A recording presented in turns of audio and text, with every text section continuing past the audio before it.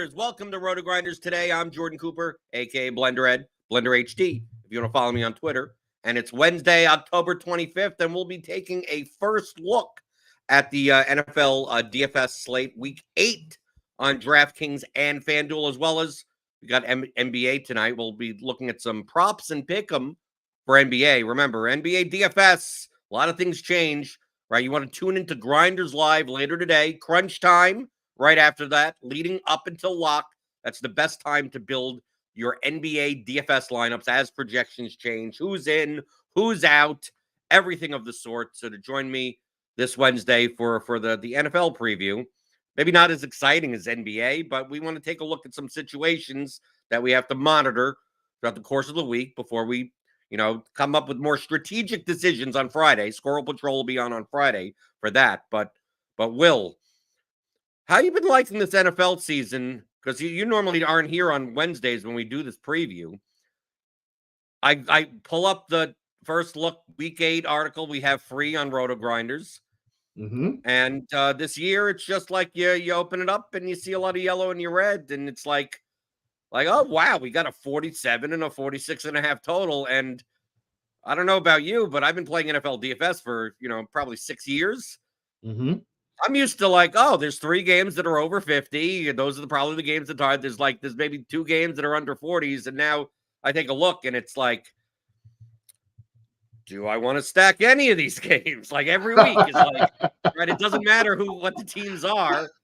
It's like you look at some of these games and you're like, is this Sunday or is it Thursday? You're expecting these types of games on Thursdays. It's like every game is a Thursday night football game. Has that changed your overall strategy of roster construction? You know what, Blend? It's funny you mentioned that because I have had to make somewhat of an adjustment in my play. And let me tell you why I say that. It's about what you're talking about. And I'm going to funnel in one additional thing. I feel like the NFL is in this weird space where literally there's it's almost like I don't want to call it the caste system from the days of old, but it's like a redistribution of income, how we would see it in America, where there's upper class, middle class, and lower class.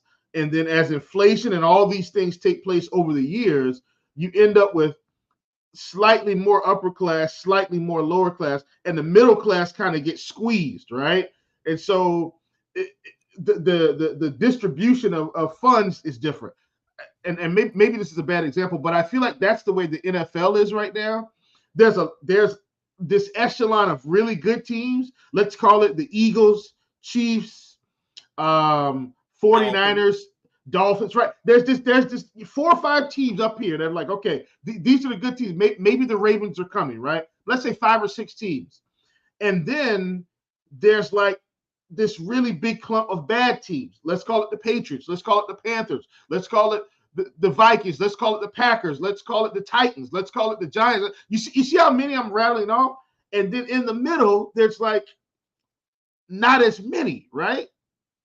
And that's why I think, Blender, the totals have been how they've been. We're not seeing good enough teams face good enough teams for the totals to come up. Every week, it's a really good team against a really bad team. And so the totals are coming out in the 40s. And the really good team scoring 30 points and the really bad team scoring 10. And I'm saying that as an example, but I think that's how it's been in the gameplay. And so for game stacks, Blender, which is something that people like to do in football in terms of, correlation, if you will, I found myself this season more than any other season doing less big game stacks and more mini correlation, a quarterback and a receiver, maybe a receiver on the other side, but then a running back and a receiver from another game, and a running back and a receiver. It's just you want to pick. It's become you want to pick the teams, not the games. I don't look at Falcons Titans and go, well, I want both sides of this game. Right. I don't mind taking a shot on Saints Colts. I don't mind taking a shot on this. I'll play Kamara Olave and then just hope the Saints put up 35 points. And who cares how well the Colts do? Because the game could be 35-10. Look at the Ravens versus the Lions. We take a lot of my lineups have started to be where I take one primary stack, don't care unless it's a value, like last week with the Chiefs and Josh Palmer. It's like, okay, when one of the run backs is like a underpriced player that has some value, okay, that's fine. But and Palmer did exactly what you needed him to do. Exactly. So let's take a look at week 8. We have the Chiefs, Broncos. I mean, it's the teams that you mentioned, right? Chiefs with a 27 implied team total. Ravens 26, a little over 26. The Eagles 25. The Dolphins 28, right? 49ers 25. And then then it starts dropping off. Then we start getting 20s and 21s and some 22s. I'm going to go over to Lineup HQ. We have initial projections out, which includes ownership. Obviously, this stuff is going to change. You can get all this information if you're a RotoGrinders Premium member. So sign up for Combo Premium. Click on the link in the description. Get $10 off your first month. And you'll get Lineup HQ, all of our projections, all the NBA stuff. And we'll get into some NBA things, especially with the props and the pick'em. You get our full statistical projections updated. As when we update our projections in NBA like multiple times throughout the course of the day. So you always have access. You could wake up in the morning and have access to at least our algorithmically generated NBA projections. Then once our team comes in the morning, we have multiple members of the team that handled our NBA projections all day. So you'll see the timestamp get updated. Typically, I mean, I'm waiting for that first, like I go here like 10:21 a.m. It's like, okay, someone got in the morning, right? They looked at the algorithmically generated ones from overnight and then just made sure that, the guy that was supposed to be in for today is out, just make sure everything's up to date. Of course, you got all the Q tags and everything in there, but you could use these projections. I mean, this is literally how I'm betting on NBA. Like, I just download our statistical projections, throw it into Excel, throw it into a dashboard, look at the lines across the board, and I sort by best line. And I bang them out. I just like, okay, I get my Red Bull, right? I got my Red Bull next to me. I spend an hour and it's just like, okay, I'm going to BetMGM for this one. I'm going to FanDuel for that one. I'm going and just keep on going until I don't see green anymore, right? On my list. I just go bang, $30 there, $30 there, $40 there, $20 there. Like I'm just spamming across the board. And then I'm good. And obviously pay attention to the ones like, well, obviously the props for Dallas are going to look much different if Luka gets ruled out, like stuff like that. But we'll talk about that at the end. But you get that. I want to highlight, since NBA started, that you get our statistical projections. You don't have to wait until an hour before lock. You don't have to. You get them immediately, and they're updated throughout the day when there needs to be an update. Right? We get news or something like that. The projections get updated 10 minutes later, something like that. So you don't have to wait. You don't have to wait to bet props until like 5 or 6 o'clock at night. And you probably don't want to do that. You don't want to do that either. Like you want to get in early. And here's what I will say. That's, to me, Blend, that's slightly different in NBA than any other sport. I will take on, in terms of the prop side, a little bit more risk if I want to get ahead of something. As an example, let's say they did have things out for the Dallas Mavericks and you wanted to just kind of lean to a side. You said, okay, well, I think Luka's going to be out. I know everybody thinks he's going to be. I think he's going to be out. I'm willing to take on a little bit more risk to play a guy like Kyrie at 23.5. This is just examples. I'm not saying Kyrie's at 23.5, but I'm willing to take on a little bit more risk to play him over 23.5 because I know if Luka gets ruled out, he's going to bump up to 26.5. So that, to me, it's not as often as you think, but I did want to share that because I do think, sometimes the sites do make a mistake or the books do make a mistake and they'll put things up when there's some pending news. And if you have a lean, you can take advantage of that from time to time. And then the last thing I will say, Blender, is about those situations. When there's injury news, I'm here to tell you the sites have caught up. Most sites, you're not going to get in on any overs on the team that has a big star out. However, Blender, what they don't do is pull down the team they're playing against. And while we may not feel like there are some subtle differences in the game if you take Luka out when he's going to be facing another team, which could help the other team. So I do try to think about that with the injury news, because the sites won't adjust that. They'll just adjust the team that has the news. And there are some opportunities from time to time on the other side. So just want to share that, and I'm done. Well, you get all of that information. It'll get updated for you. You'll see all of that in our projections. So use them. Yeah. We'll talk about a couple for tonight a little bit later. But let's take a look at this week 8 slate. Yes. And there's not that much like injury news. A lot like with Noto, I typically go through. I mean, we have some questions on the Packers with Musgrave and Watson. Obviously, DK Metcalf. I mean that's obviously a decent one. And Zay Jones, I guess, for Jacksonville. I mean, I'm going under the assumption, I mean, if we just take a look at this list, I'm not sure how much like these Packer guys are going to like, does it make Romeo Doubs a better, I mean, you got to give a bump to Doubs, but a lot of these prices have adjusted to like with Aaron Jones not really playing. And now that he's playing, that they're not necessarily values anymore. And then we have DK Metcalf, who, I mean, came close to playing last week. I'm just going to assume is in. But we do have, if we take a look, there's a lot of people late swapped. Like Jackson Smith and Jigba is 4,300. I'm going to assume, Will, that if Metcalf somehow during this week does get ruled out for the next game, I mean, Cleveland's a good defense, but you can't deny the fact that, you know, JSN's contribution, I mean, he's getting the same target share and the same kind of route participation as Lockett is. Yeah. Like, I don't mind even against Cleveland at home, 4,300. I mean, for cheap value, reasonable. That has to be on my radar. Yeah, very reasonable. If he was 6K, maybe we don't take it. Maybe. We'd have to just kind of look and at least get an idea of where the projections are. But once again, I think at 4,300, doesn't matter how good the defense is. You know, we saw, and look, I'm not saying the 49ers and excuse me, it's not the 49ers. I'm not saying Indianapolis and Seattle are the same team, but what I am saying is we just saw Indianapolis score as many points as anybody on this Cleveland defense. So I'm not gonna buy into their defense too much on the road with Seattle at home with a 4,300 JSN. That's basically where I'm headed here. You know, like at 4,300 JSN, he's going to be a good play regardless. How about the Green Bay stuff? I mean, I'm going to pull up our Green Bay projections. 20.5 implied total at home. I mean, with Watson and Musgrave in, like none of these guys really stand. I mean, I guess they're playable to some degree. I mean, they have a projection. But let's say if I told you that Musgrave and Watson weren't going to play,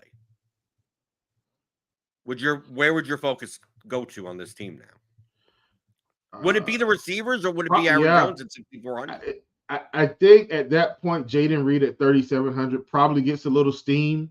Like his projection would definitely come up because it would be him and Dobbs. And we have seen Jaden Reed pick up a few more targets with Christian Watson out. And in fact, if I can, I've got my target chart here. I'm right, because he was out earlier in the year. I mean, right, we were that's what I'm saying. Reed in the first 2 or 3 weeks of the year.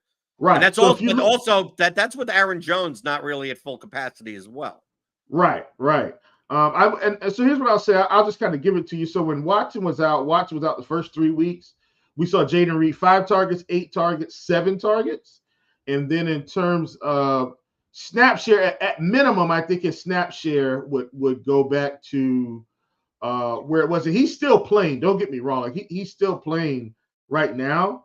But the first couple weeks with Watson out, he was 53, 56, 66. And Dontavian Wicks was still playing on more snaps than him. And then Watson came back and he actually had more snaps week 4, but less snaps last week. So I think he'd still be around the 60s.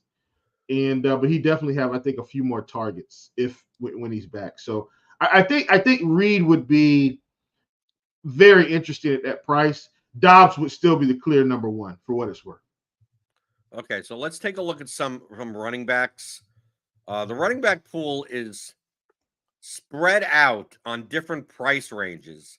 One thing that I was surprised, and remember, I go very heavily based on projections, so it's just like I expected Darrell Henderson to be higher projected. I don't know. It's to me like he's 4,800. We saw McVay just basically sign the guy back and said, "Here you go." Didn't he have like 30 carries or so? I mean, it was close. I think it was 22 carries and I think 4 receptions or something. Yeah. I know he's facing the Dallas Cowboys, but I think name value they have a better defense in name value, I think, than they actually do. I think they're an average defense. Yeah, I don't know how we're projecting the Rams. Yeah, I mean, it's kind of weird to me. I don't know. I mean, this is why I go by the numbers, not by my own. That's why I don't have takes. It's just that when you get a $4,800 running back that's going to get 20 plus touches, to me, it's like, oh, this is a punt catch play type of option. And it's kind of weird that our initial projections, to me at least, and also around the industry, so it's not just us, that like, oh, no, he doesn't. He's there. He's like just random underdog running back. That's it. Yeah, but right? Well, the difference is though, the difference is if he's going to be at workhorse levels, hopefully McVay. So let me just say this: hopefully McVay doesn't bamboozle us this week, and suddenly another running back gets all the work like he did Cam Akers. Okay, so I'm saying that to be funny, but it's definitely possible. But if Henderson is going to get 4 or 5 targets along with those. Let's even temper our expectations, Blender, because I expect the Rams to possibly be behind this game. Let's call it 16 carries. That's still enough at 4,800. That's still more than enough opportunity. At those particular levels. I mean, if he catches 2 balls for 20 yards and rushes for 60 yards and a touchdown, we're sitting pretty. Like, what more can we ask for at that price? On the other side of the ball, I mean, we have Tony Pollard as pretty chalky on this slate. 7,500 at running back.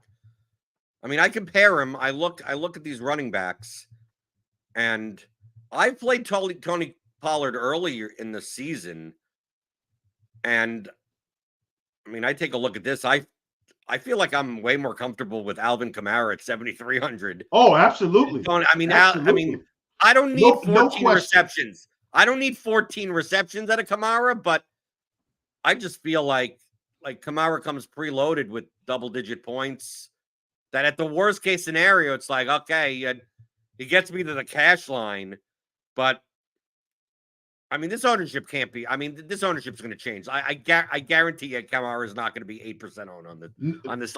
I almost expect Kamara to be the highest owned running back on this slate on DraftKings, Pollard will be owned, but to me, I'd be more inclined to say that it's more likely that the Pollard Kamara ownership is flipped than it is what it is currently.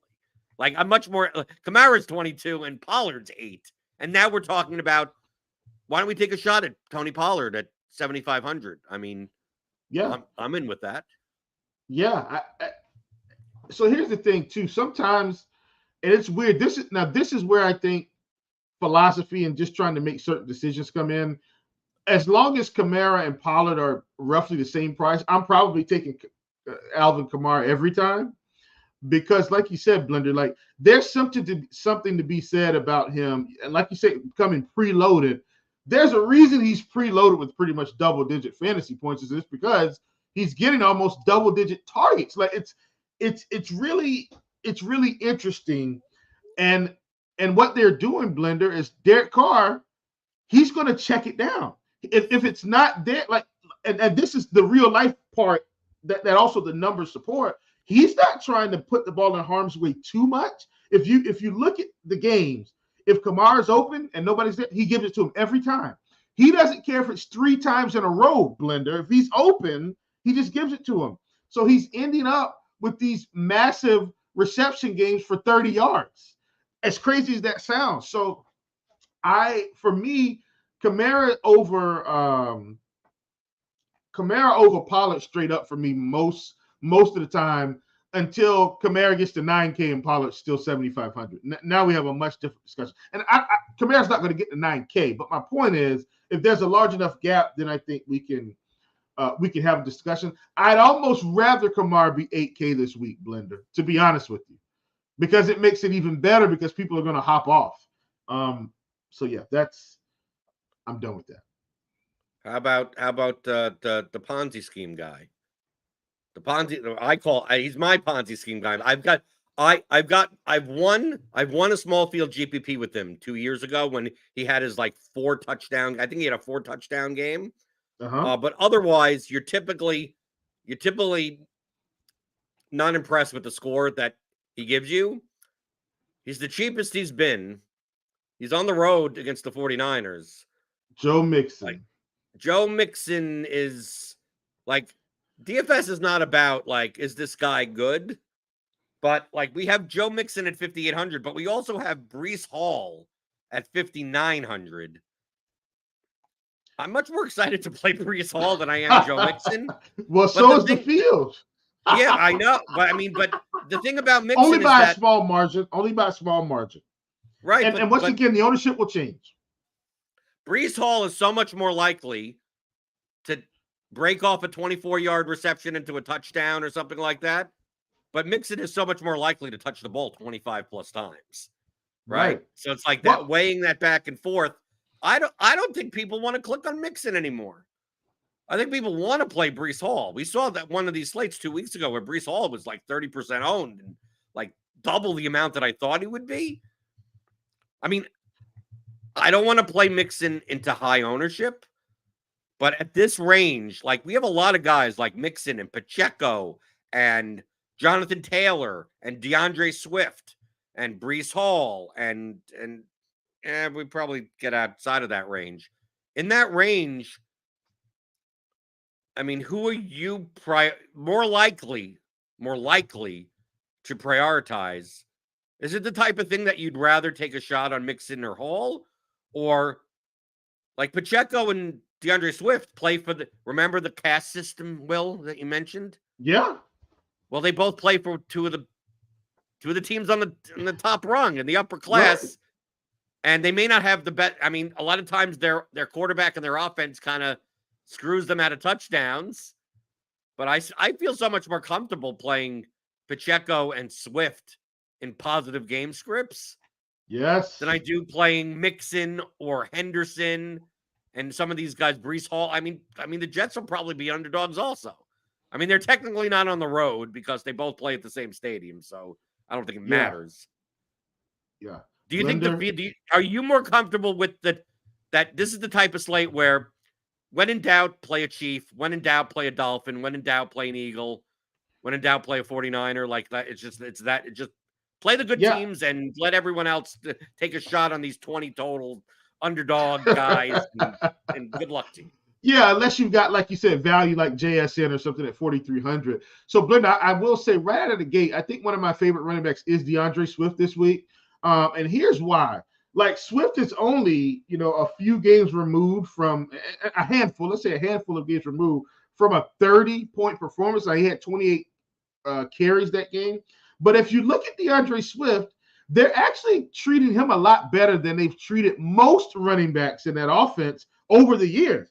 He's going to get roughly, let's call it, an average of 13 to 15 carries on average, and he's going to get 3 to 4 targets.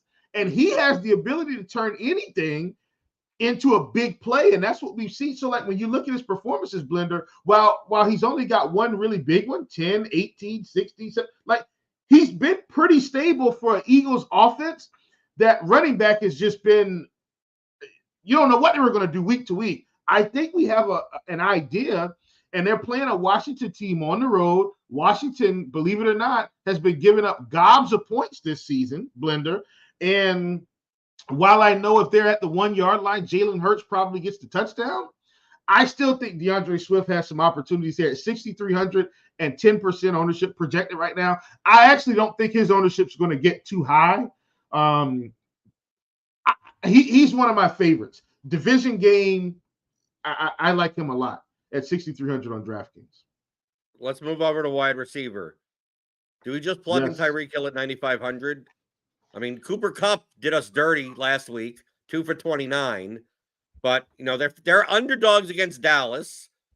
I mean, you could make the case that well, see more. They'll have to come from behind. I don't like playing guys that are coming from behind. I want guys that are on the winning sides that score a lot of points. Yeah. Tyreek Hill against the Patriots.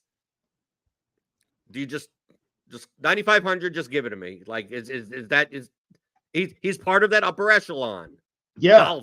Right? Like, just okay, give it to me. Like, why am I? Let's play the Chiefs. Let's play the Eagles. Let's play the Dolphins. Let's play the 49ers. And then whatever fits in the rest, that's what it is. And then, it's like if you did that this year, you're probably very profitable, right? So Blender, here's what's crazy about this season, right? If you just haven't tried to get too cute, you're still going to need that one small guy to get you there in large field. In 3-entry max and single entry, not as much. But this season, Blender, if you've taken the Dolphins in those spots where they're going to run away with it and played Tua, Mostert, Tyreek, you've given yourself a chance to be at the top of single entry every single time, right? If you've taken the Eagles and the Eagles have kind of been on satellite games, it feels like to me, so they kind of haven't been as incorporated. But my point is, if you've taken Hurts and you've taken Brown in these spots where they have to score points, you've given yourself a shot. And so I think for me this week, yet again, they're playing the Patriots, Blender. And we have seen this, and I think it might be because of the climate change. We've seen the Patriots just go down to Miami and struggle, even when Miami was a bad team. Like when they weren't winning they'd be 0-12, and you knew the Patriots were going to lose when they went to Miami. This is when they had Tom Brady and Gronk and everybody. And so, and maybe that's not as relevant, but my point is, I don't see how you fade Tyreek Hill. And his ownership isn't going to get crazy high because he's expensive. So if you just plug him in every week, knowing he's going to get 10, 12 targets, and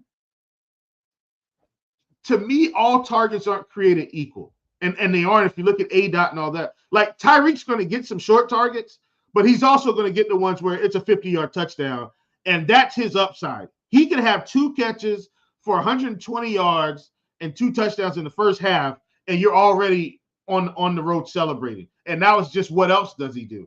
I think Tyreek has to be, your number one this week.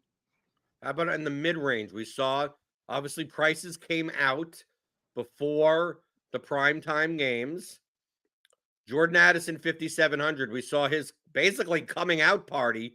They still don't have Justin Jefferson there. Yeah. I think he's going to be. I mean, we have him at 10% on. I do not think that's going to. That's not going to last. My only concern about Addison is that we have the game. I mean, he scored 2 touchdowns. He's not. I consider him more of the Tyreek Hill type of mold where his target volume is not going to be high, right? It's kind of that comparison I had with Breece Hall and Joe Mixon before. Yeah. Like the reason why I tend to lean on guys like Joe Mixon is because, okay, worst case scenario, he's going to touch the ball 20 times, right? I mean, receivers, I like playing the guys like worst case scenario, he gets 8 targets, right? 10 targets, playing those types of guys. And maybe they're only 8-yard targets, right? Keenan Allen, I'm always comfortable with, Keenan Allen type of receivers, Adam Thielen type of receivers. So my only concern on Addison is that his range of outcomes, people may be comfortable going, oh, yeah, how do you not play Jordan Addison at 5,700? They're favored on the road, 22-point implied total against the Packers. I mean, he probably should be 1,000 more expensive, so I'm not pooing that. But the field, I get the sense that the field may end up, by the time Friday comes around, and I talk to Squirrel Patrol, this ownership may be like 26%. And I go, I don't think the field realizes how wide Jordan Addison's range of outcomes truly is. Yeah, absolutely. I agree. I do think he's slightly more stable with Jefferson out. So let me make that clear. I think his opportunities are there.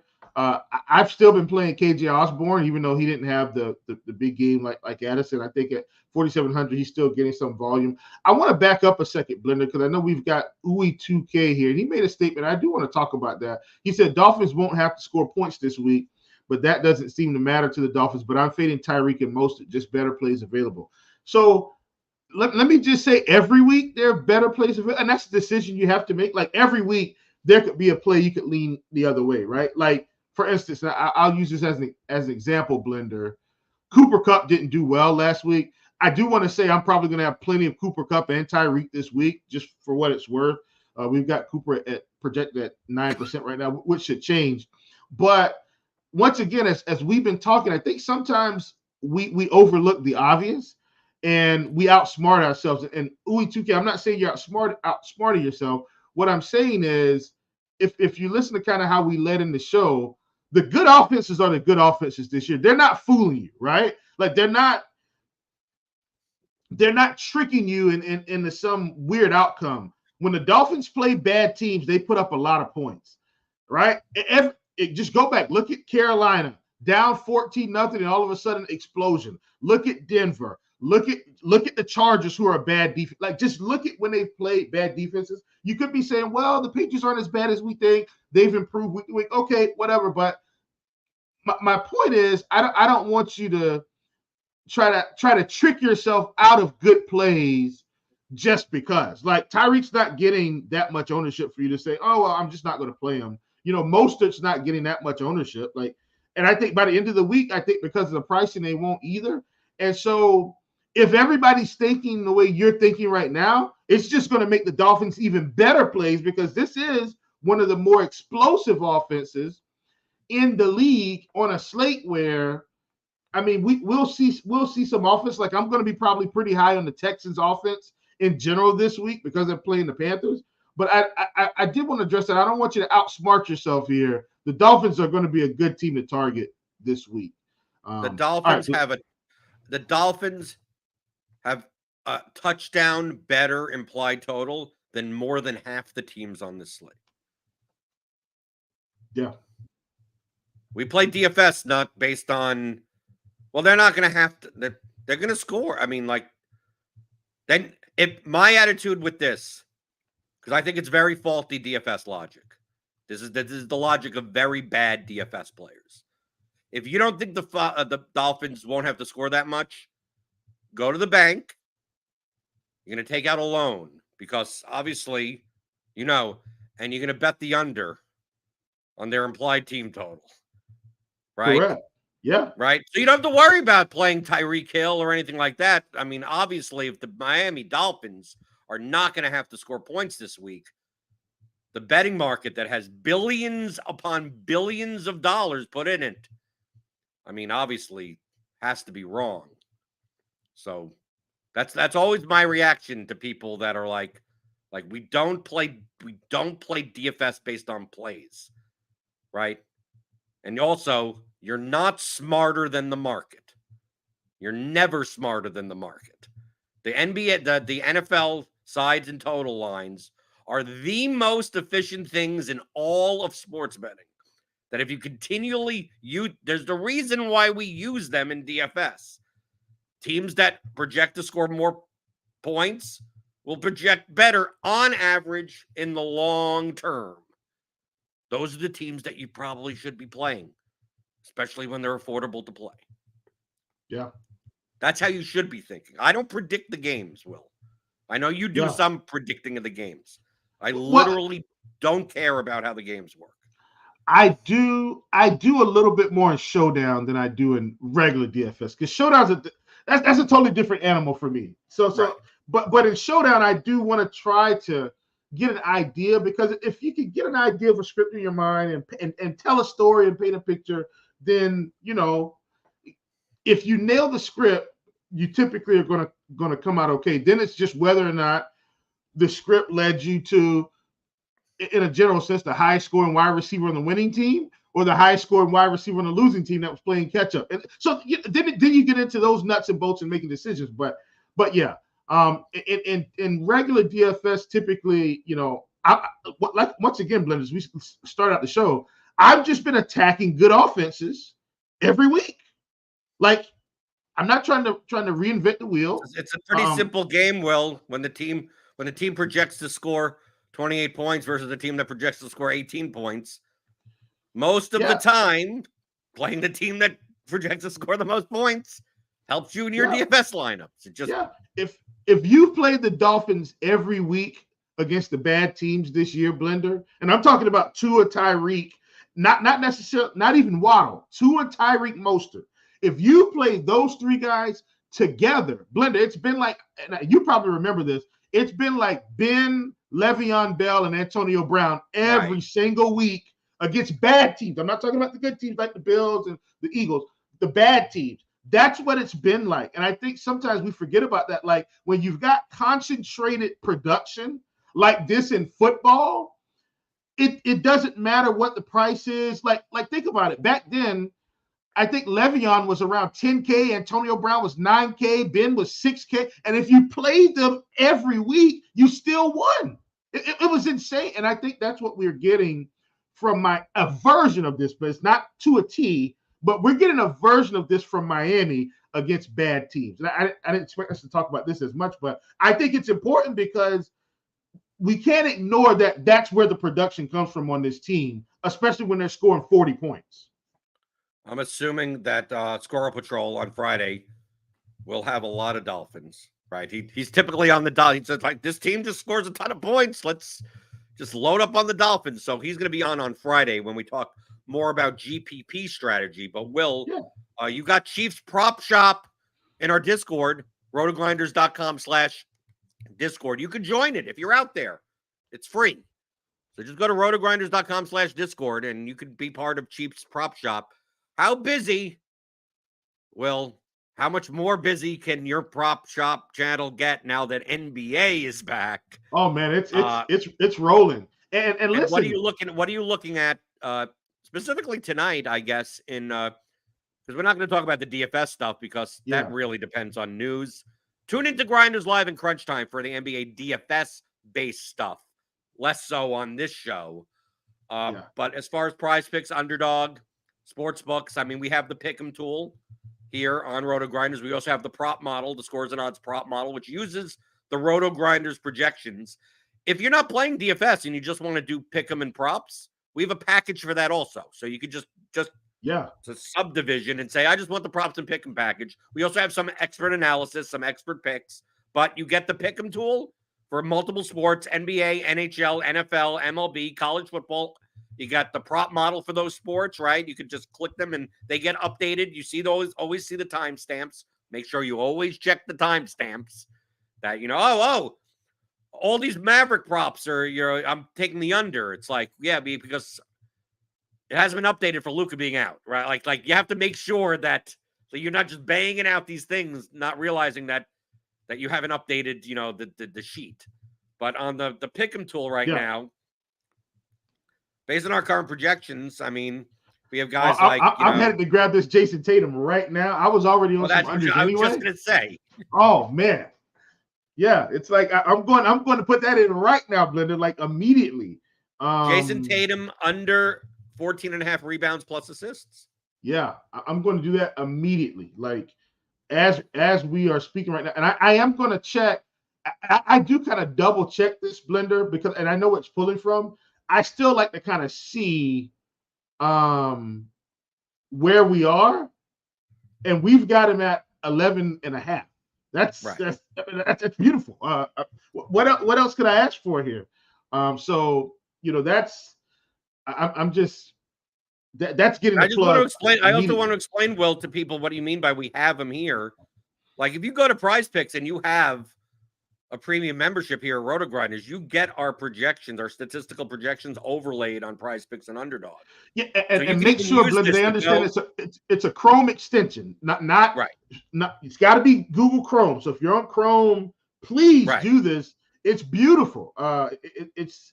It can help you save a lot of time. You literally just Blender, I know I'm stealing your thunder. You can literally just go through and say, oh, this is way off. This is way off. This like so. For instance, the Clint Capella. That's not what we're talking about.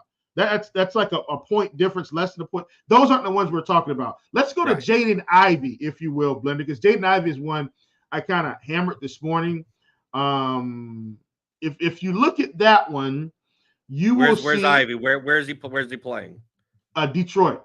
Detroit. Oh yeah, so this is heavily under.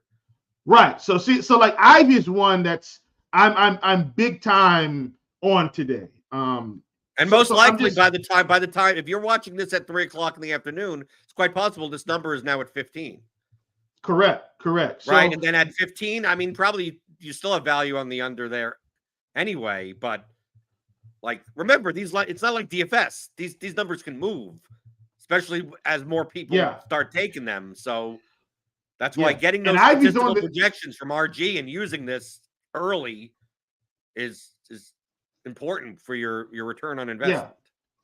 Yeah, absolutely. And Ivy's on the list as well. We've also got Cade Cunningham. So for instance, I think what we're saying is, and this is where the painting the picture comes in, Blender. Basically, what we're saying is we expect Detroit to not have as much output as the books expect today, right? In a nutshell, based on our projections. And so if you got on our projections last night, you saw some really good things.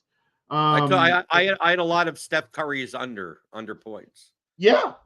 I had a lot of, so there were two that I had a fair amount of. LeBron undershot attempts and Jamal Murray undershot attempts. LeBron was at 19.5, Murray was at 18.5.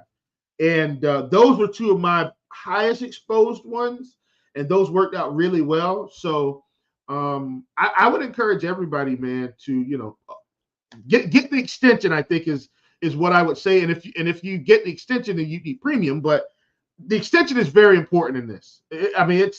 I can't tell you how much time it saves. You can do it two ways. Like Will, let me explain. I mean, you could do it two ways. You have this extension. You have the Pick'em tool.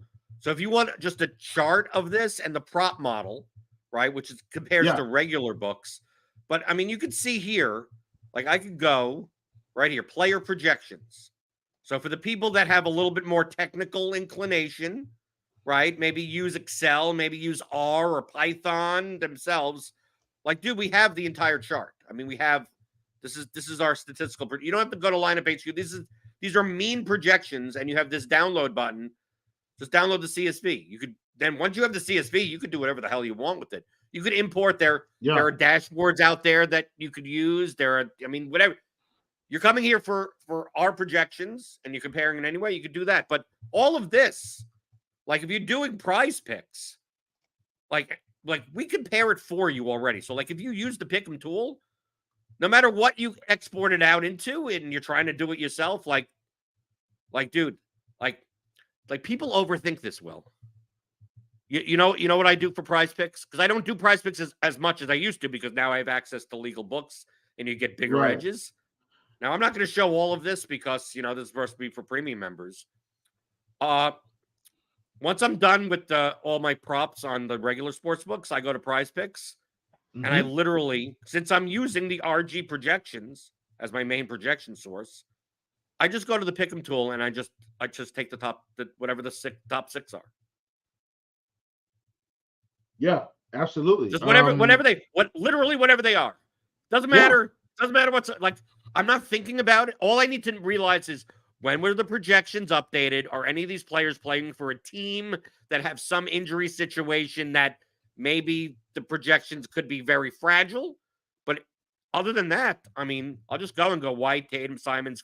I do this in college football, Will. I have no idea who these people are. I do this in hockey. I have no idea who these. I did a 5-pick flex yesterday in NHL. I took 5 out of the top 7 for $30, and it's like, okay, there's $300. Like just like 5 out of 5. Yeah, I don't know who these people are, Will. I just don't even know who these people are. Blender. I turned mine into a 6-pick because I added the Steph Curry free square. Right. And guess what? I hit on the one guy out of that top 7, I think, that didn't get there was Owen Tippett points. That was the only one I think out of that kind of top group that didn't get there. Everything else was fine. And at the end of the night, I said, well, hey, it is what it is. I still doubled up. No biggie. I'll be back tomorrow. It is what it is, and it's It's how you make it in this type of business. Like, I wrote something, and I want to bring this to the forefront. Like, when I came through playing DFS, and I'm using this specifically, when I came through playing DFS, I had to realize very quickly, Blender, that in order for me to accelerate my acumen, I had to trust people that knew more than I did, and I had to trust, right, the tools that they use, which helped them to be successful. And so once I learned that, then suddenly I got better and better and better and better and better progressively. So while I do understand certain sports, it's kind of like how I tell my son, I'm like, yeah, you might think LeBron's the greatest player ever, but I have something that's going to tell me roughly how he's going to perform tonight, and that's why I'm going to beat you every time. You get what I'm saying? It's like right. that's And also that's from an the ROI growth. perspective, like my props and sports betting of macro may be different from yours. Not yours particularly, Will, but out there. Yeah. If you're the type of person, especially this is probably more true on smaller bankrolls, that I want to find the 3 best NBA props, the highest value NBA props, and put $100 or $200 each on them. That's not my. You're not talking to the right person. Like that's not how I bet. You know how I bet, Will? I'm going to download the projections. I'm going to bet pretty much the same amount, not $300, not $500. It may be 15 or $20, but I'm going to bet on 100. Like tonight, I may have 130 NBA props, and just anything with a positive edge across the board. Just start from the top and bang them all the way out until I get to the bottom, and then I'll reload 3 hours later and go, did anything change? Did I have to add? Right? Is there anything that I know out of the 130 that I put in, I'm hoping that 100 plus are actually plus EV, and some may end up not really, especially on the bottom, may not being. It's very similar to playing 150 lineups in DFS. I don't think all of my lineups are plus EV, but if I build 150, I'm pretty damn sure that I'll have 20 really good ones and 100 pretty decent ones, and maybe the bottom 10. Like, if I wish I didn't have those 10 lineups. The problem is I don't know what those 10 lineups are. I have to build 150, and then I have to figure out over time, how do I identify the 10 bad lineups? So that's what I do in props of like, I'm just spamming across the board, and then I'll wait 2 or 3 weeks and then go, okay, let me take a look at individual stat categories and go, is there something I'm like losing at or winning at way too more often than not? Certain teams, certain players. And I go, yeah, I'm always taking the under on this guy. Like it seems like in hockey, like every time he plays, and I'm only like a 20% win rate on that. And like, okay, so I have to consider that maybe the model is a little bit off on his baseline.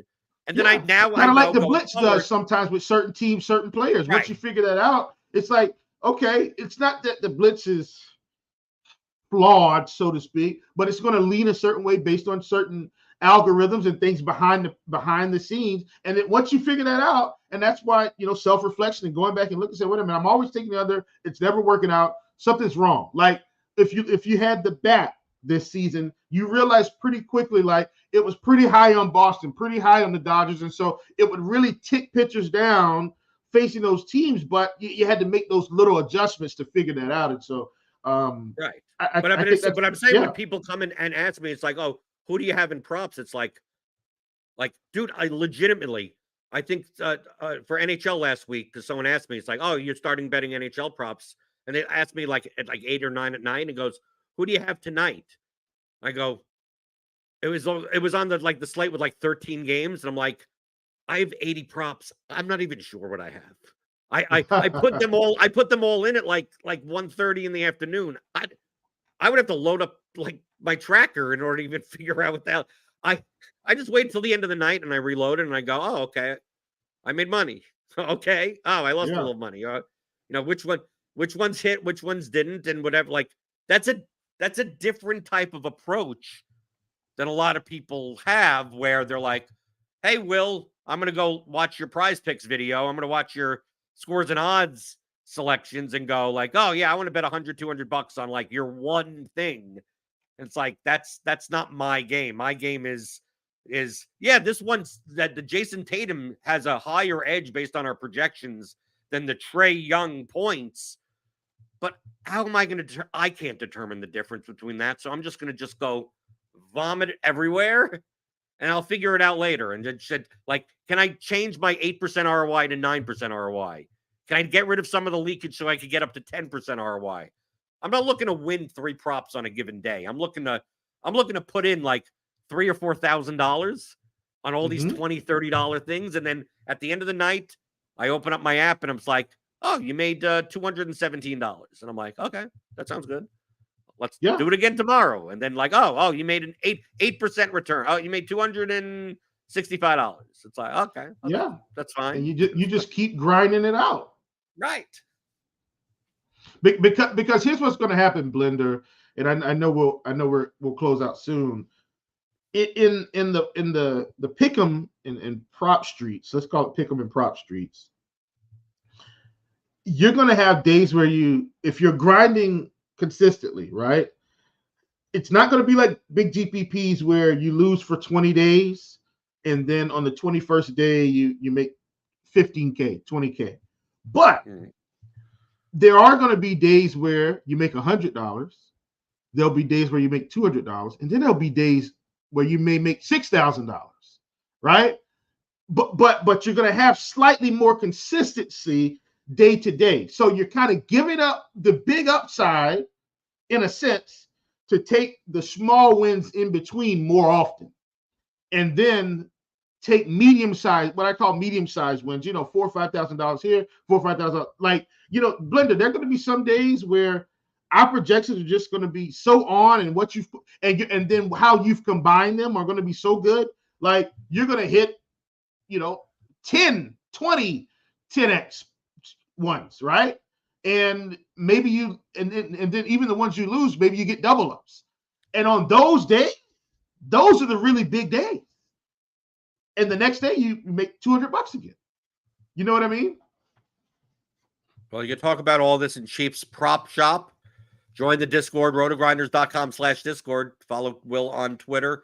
We'll have some Prize Picks content, some NBA stuff. We got Noto's core plays for premium members. We got all the premium content here for NBA, the statistical projections.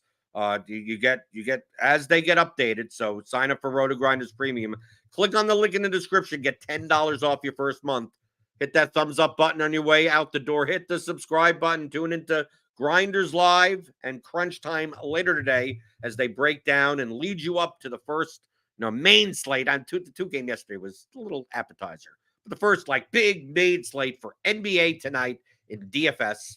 And I'll be back tomorrow. We'll be talking about Thursday night football, as well as some NHL, some NBA, some MMA, everything, right? Because that's what this show is. 11 o'clock Eastern, Monday through Friday, talking about all things you're thinking about in daily fantasy, props, and pick'em on RotoGrinders Today.